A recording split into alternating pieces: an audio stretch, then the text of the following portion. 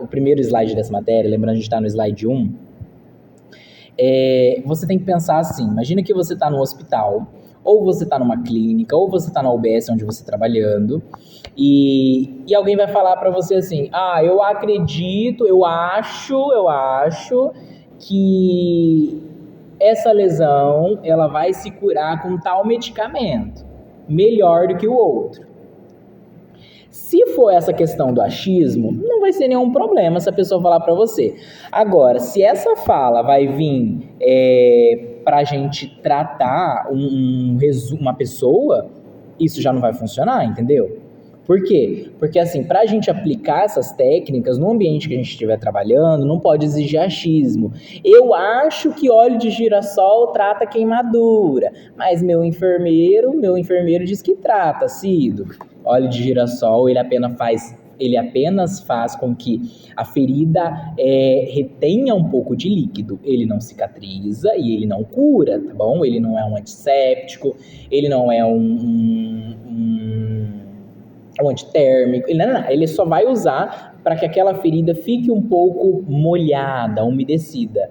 Muita gente acha que só óleo de girassol na queimadura resolve. Não, gente, não. Então você entende a importância de você saber? Você tira da questão do outro o achismo e você coloca a certeza. E a gente só tem certeza com questões científicas.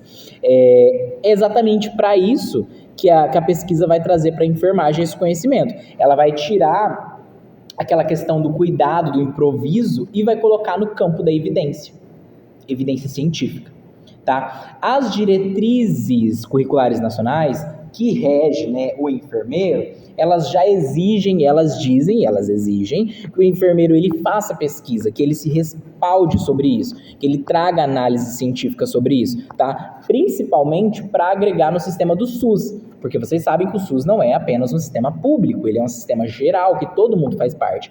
Então, quando o enfermeiro vai para campo pesquisar, beneficia todos, inclusive quem está na linha de frente da atenção primária na rede do SUS. O SUS ele continua avançando, ele continua se reconstituindo, mesmo que demorando às vezes, mas ele continua progredindo, ele não regride, felizmente.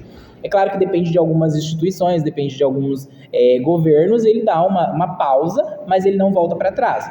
O pessoal luta para ele para frente. Principalmente por essas pesquisas, porque os enfermeiros, os técnicos, todo mundo que faz um serviço acadêmico, pesquisa, essas pesquisas são colocadas e acabam, depois que colocadas, sendo usadas a partir da aprovação e tudo mais, para a nossa prática, tudo, mesmo uma revisão bibliográfica, que você revisa algo que alguém já escreveu, você reafirma e você legitima aquele tema, mais uma vez, porque ele já foi publicado, né? Você fornece uma espécie de fonte de pesquisa, fonte de conhecimento e coloca indagações tanto políticas quanto públicas, né? Políticas que eu digo porque você pode reivindicar direitos através disso, seja direitos à saúde ou em ampla questão, a partir dessas pesquisas. Então, mesmo que seja uma coisa que você pare, ninguém vai ler meu resumo. Quando uma pessoa ela vai fazer um projeto de lei para o nosso país, para a nossa cidade, para o nosso estado, ela vai buscar referências científicas, porque você não faz projetos do achismo, vocês entendem? Não só projetos, você, por exemplo, chega no hospital e você vai tratar uma pessoa e você sabe que tem uma metodologia atualizada, diferenciada, você vai conseguir comprovar a partir disso, compreende? Então ele tem um impacto muito grande, tanto na nossa vida profissional, quanto na nossa vida contínua, trabalhando principalmente na área do SUS. Falei principalmente na área do SUS, mas claro, em ampla escala, desde o setor privado quanto do setor público. E mais, também é uma questão ética da gente tá se atualizando para isso, tá? Você usar um cuidado ultrapassado pode prejudicar o seu paciente. Você não vai estar você não vai estar apenas estando desatualizado. Você vai estar sendo negligente. Porque você não pesquisa, você não procura. Eu vou porque fulano usa tal pomada, fulano levanta o paciente assim, fulano diz que o paciente aguenta sim ficar 2 horas. O paciente está com um risco extremo de lesão no cóccix. Você vai virar ele só de 2 em 2 horas? Já existe pesquisa para isso. Tem casos e casos, não dá para a gente generalizar tudo. É claro que é uma base, mas assim, dependendo da situação que o paciente está, você vai buscar em fontes científicas para você sempre estar respaldado e não perder o seu porém, para você atuar de uma maneira mais atualizada e não deixar o paciente à mercê apenas de uma coisa que vem de antigamente, né? Ó, passado, ó, ontem de ontem, Libras.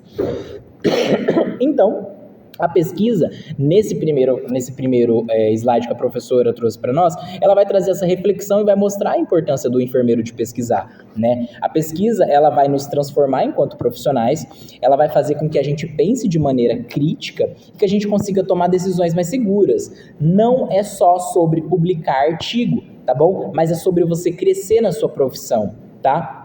Mas para uma pesquisa ela ter uma credibilidade, você precisa ter um rigor metodológico, né? Você precisa fazer uma pesquisa com profundidade, você precisa ter uma validade interna, significa o resultado realmente ele vai ter que refletir a causa e o efeito dele. Por exemplo, quando os pesquisadores, eles testam se uma pomada específica, ela vai ser melhor do que algum tipo de óleo, entendeu? Você vai usar um ensaio clínico, como a professora disse, randomizado. Lembram disso? Esse ensaio clínico, eles vão usar para fazer um aperfeiçoamento, para você identificar e você colocar o paciente. Você quer dizer que, tipo assim, nem todo paciente e nem todo pesquisador sabiam que tal pomada não dá para usar nisso. Os ensaios clínicos randomizados, que a professora também comentou em sala, aqueles ensaios duplos cegos, né? Eles vão ser usados para que o paciente, nem o pesquisador, lembra que a professora falou e teve algumas perguntas na sala, o pessoal falou, mas como é que eu sei que isso não vai interferir na minha pesquisa? Você vai fazer uma pesquisa, como eu falei, de uma pomada e de um óleo, você vai fazer esse ensaio clínico randomizado, duplo cego, aonde que nem o paciente que está sendo usado para essa pesquisa e nem o profissional vai conseguir saber essa resposta. Foi o que a professora quis trazer para nós ali. Então, assim, eles não sabendo dessa resposta, qual pomada estava sendo usada ou se estava sendo usado um óleo, não vai interferir no resultado da pesquisa. Entenderam? Então, assim, as coisas elas são feitas com uma maneira certa e ética e direcionada para que ninguém consiga interferir no resultado que a gente está buscando, né? Opa, voltei. No ensaio que a gente está, o ensaio que a gente está fazendo não vai ser interferido, porque o paciente descobriu que ele está usando uma pomada e não vai. A gente usa o método randomizado, duplo cego, para que ambas as pessoas não saibam o que está acontecendo. Isso é uma pesquisa de qualidade, aprovada, certificada, tá bem? Isso não vai se interferir. E a gente não pode esquecer da ética. Cido, mas isso o enfermeiro ele tá fazendo, mas ele sabe o que ele tá aplicando. Gente, aqui a gente vai entrar na pauta da ética profissional, né? E essas coisas, elas não ficam escondidas. A gente não pode esquecer que toda pesquisa com seres humanos no Brasil, ela precisa passar por um comitê ético de pesquisa. Lembra que a professora falou? Existe uma resolução, que é a resolução 466 de 2012, onde o participante ele precisa assinar, né, um documento, que é um termo de consentimento, onde ele vai ter ele precisa ser livre e esclarecido do que vai acontecer. Isso vai garantir que o direito de ser informado, dele assistir de qualquer momento da sua identidade, ele vai ter protegida. Entendeu? Tudo que ele está fazendo da sua identidade, do seu estudo, vai estar protegido ali naquela pesquisa. O caminho de uma pesquisa, ela pode parecer meio burocrática, mas é o que vai dar essa seriedade, porque, lembre-se, a gente não vai estar falando apenas de uma coisa que você vai publicar, para o seu pai somente ver, para sua mãe, para o seu irmão. Não, é um artigo científico que vai estar liberado para o mundo ver. Você entende? Então tem uma seriedade. Você começa escolhendo o problema que você quer ver, né? Como eu expliquei no início, você revisa o que já vai estar existindo e você formula uma pergunta. Lembra que eu falei da formulação do tema? E você formula uma pergunta específica que você vai enquadrar ou no pico com o maiúsculo ou o minúsculo. Então, assim, você vai colocar o paciente, a intervenção, você vai afunilar e, para isso, direcionando o seu trabalho para algo extremamente sério, tá? Respirem. Se tá tudo muito confuso, vou encher minha garrafinha de água. Meu celular tá caindo. E eu continuo logo, logo. Até aqui, tudo de bobs, né?